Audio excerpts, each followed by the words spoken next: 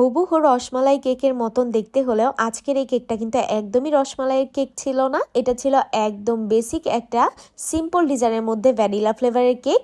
তো আমি নিজেও আসলে এই কেকটা যখন করি এরপর ফ্রিজে রাখার পর নিজেও বারবার ডস খাচ্ছিলাম। আমার কাছে বারবারই মনে হচ্ছিল এটা একদম রসমালাই কেক আমি সাজিয়ে রেখেছি ফ্রিজের মধ্যে, কিন্তু আসলে তো তেমন কিছুই না, এটা একদম সিম্পল ডেকোরেশন ছিল। তো আপনারা যারা নতুন আছেন তারা কিন্তু চাইলে আমার আজকের এই ডিজাইনটা করতে পারেন। আর সেটা দেখতে হলে অবশ্যই কিন্তু ধৈর্য সহকারে আমার ফুল ডেকোরেশন ভিডিওটা দেখতে হবে। আশা করছি ভিডিওটা দেখলে আপনাদের কাছেও ভালো লাগবে।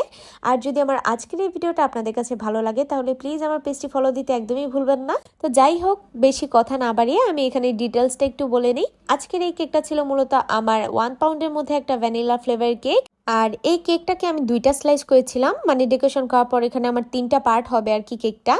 তো দেখতেই তো পেয়েছিলেন আপনারা, প্রথমে আমি এখানে লেয়ারিং প্রসেসগুলো দেখেছি আর এরপর আমি একদম হালকা একটা অরেঞ্জ কালারের মধ্যে নিয়ে ফুল কেকটাকে কভার করে নিয়েছি। আসলে আন্টি যেকে আমাকে ডিজাইনটা দিয়েছিলেন সেখানে এরকম ইয়েলো শেড ছিল না, কিন্তু আমার কাছে না এই শুধুমাত্র অরেঞ্জ কালারটা দেখতে তেমন একটা ভালো লাগছিল না, মানে কেমন জানি একটা লাগছিল। তারপর হঠাৎ করে মাথায় আসলো আচ্ছা একটু ইয়েলো শেডটা দিয়ে দেখি কেমন লাগে। আর মাশাল্লাহ কি বলবো, এই ইয়েলো কালারটা দিয়ে যখন আমি শেডটা এনেছি তখনই মানে কেকের লুকটা একদম চেঞ্জ হয়ে গেছে, মানে এত বেশি সুন্দর লাগছিল কেকটা। দেখেন কতটা প্রিটি লাগছে না, মানে কালারের মধ্যেই একটা কিউটনেস ভাব আছে কিন্তু, তাই না? তো যাই হোক, আমি এরপর একটু প্যালেট নাইফ দিয়ে ডেকোরেশন করে নিলাম এভাবে। আর উপরে যেহেতু আমার ক্রিমগুলো আবার উঠে গিয়েছিল তাই আমি আবারও একটু সমান করে নিলাম। আর এই যে এখন আমি যেই কাজটা, মানে রসমালাই যে বলছিলাম, আসলে রসমালাই কেকের যে বেসিক ডিজাইনগুলো হয় সেগুলোতে কিন্তু এরকমই দেখবেন 1M নজেলের কাজ থাকে, 6B নজেলের কাজ থাকে, আর উপর দিয়ে কয়েকটা জাস্ট রসমালাই দেওয়া হয়। মানে একদম বেসিক যে রসমালাই কেকের ডিজাইনগুলো সেগুলো কিন্তু এরকমই থাকে। আর আন্টি আমাকে রেফারেন্স হিসেবে যেই কেকটা পাঠিয়েছিলেন সেটা কিন্তু সত্যি সত্যি এরকম রসমালাই কেক ছিল।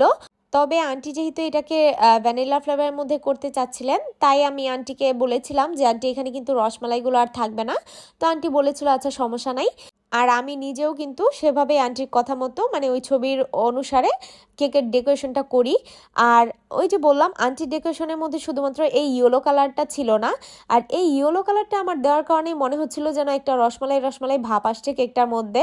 আর এরপর লাস্টলি দেখেন আমি কেকের উপরেও একটা ছোট্ট নজেল দিয়ে এভাবে করে কিন্তু সুন্দর একটু গোল গোল করে নিচ্ছিলাম ছোট ফ্লাওয়ার। এগুলো দেখতে আমার কাছে মনে হচ্ছিল যেন রসমালাই, মানে ব্যাপারটা একটু হাস্যকর হলেও আসলে কিন্তু বাস্তবে অনেক বেশি কিউট ছিল কেকটা। ক্যামেরাতে আসলে সবসময় দেখা যায় রিয়েল যে ভাবটা, মানে রিয়েল পিকচারটা আসে না বা কালারটা আসে না, কিন্তু বাস্তবে কিন্তু অনেক বেশি সুন্দর লেগেছিল আমার কাছে। আর আলহামদুলিল্লাহ আন্টি কেকের রিভিউ দিয়েছিলেন আমাকে খুবই ভালো। তো এরপর দেখেন কিছু আমি ছোট সাইজের এখানে সুগার বল দিয়ে নিয়েছি, আর এগুলো কিন্তু সম্পূর্ণ এডিবল, আপনারা কিন্তু এগুলো খেতে পারবেন। আর সাইডে একটা নন এডিবল বাটারফ্লাই দিয়েছি যেটা একদমই খাওয়া যাবে না। আর এই ছিল আমার আজকের কেকের ফাইনাল লুক। আর আজকের এই কেকটা আপনাদের কাছে কেমন লেগেছে সেটা কিন্তু অবশ্যই জানাতে ভুলবেন না। আজকের মতো বিদায় নিচ্ছি, আল্লাহ হাফিজ।